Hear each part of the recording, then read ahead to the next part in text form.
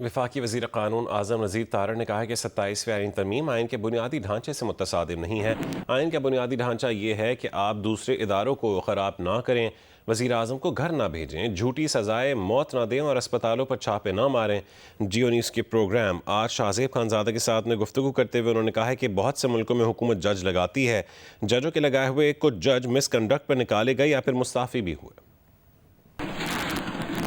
सबसे बड़ी तनकीद हो रही है वो ये हो रही है कि आपने आइन का बुनियादी ढांचा ही बदल दिया है। जो ट्राइकोटमी ऑफ पावर का कॉन्सेप्ट है, जिसमें अदलिया की आज़ादी है, वो ही छीन ली है आपने आइन से। जो बुनियादी ढांचा है आइन का, उससे ये मुतसादम कैसे है? अदालत ने खुद ही एक बुनियादी ढांचे की बात या लोगों ने कहां से बना ली? इसमें कौन सी अदलिया की आज़ादी को कॉम्प्रोमाइज़ किया गया है? एग्जेक्टिव की मुदाखलत तो बढ़ा दी आपने, अदलिया की आज़ादी तो कॉम्प्रोमाइज़ कर दी। ये कदगन लगा दी गई है वज़ीर आज़म पे कि वो सिटिंग जजेस ऑफ सुप्रीम कोर्ट में से नामजद करेंगे। बहुत सारे ममालिक में एग्जेक्टिव तकर्री करती है। क्या चीफ जस्टिस से कंसल्ट किया गया था 27वीं आईनी तरमीम से पहले?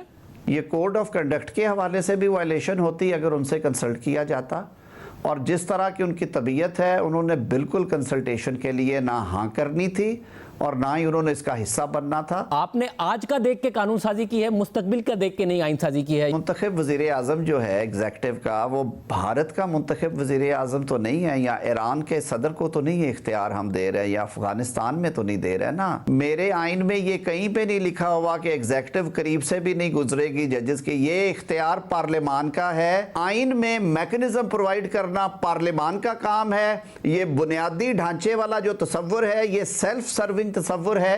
हाँ, आप बुनियादी ढांचा ये है कि आप दूसरे अदारे को खराब ना करें, आप इंटरफेयर ना करें, आप वज़ीर आज़मों को डिसमिस ना करें, आप वज़ीर आज़मों की झूठी सजाए मौत को कंफर्म ना करें, आप जाके हस्पतालों में छापे ना लगाएं। 2010 के बाद जो जजेस का जुडिशल कमीशन था, अब मैं नाम नहीं लेना चाहता, वो रिसेंट पास्ट में बहुत सारे लोग जो हैं वो उसमें फारिग हुए हैं। कोई मिसकंडक्ट पे गया है, किसी ने खुद इस्तीफ़ा दिया है। अभी भी ये पावर की लड़ाई है, ये बेसिक स्ट्रक्चर की लड़ाई तो अंदर नहीं हो रही है कोर्ट के। क्या सुप्रीम कोर्ट का जज भी ये नहीं देख रहा होगा अपनी रिटायरमेंट से पहले हुकूमत की तरफ, इदारों की तरफ, कि उसे कॉन्स्टिट्यूशनल कोर्ट जाना है रिटायरमेंट? तो ना देखे ना, ऐसा जज जो कि हुकूमत की तरफ देखता है कि मुझे एलिवेट होना है, उसको जज रहने का हक नहीं है। उसका या मुआवजा करे या फिर वो खुद इस्तीफा दे। हाई कोर्ट का एक जज है, वो अपने ऑर्बिट में काम कर रहा है, उसे ये डर रहा है कि अगर मैंने कोई भी फैसला दिया मेरी ट्रांसफर हो जाएगी। ये कंसेंट का क्यों निकाला?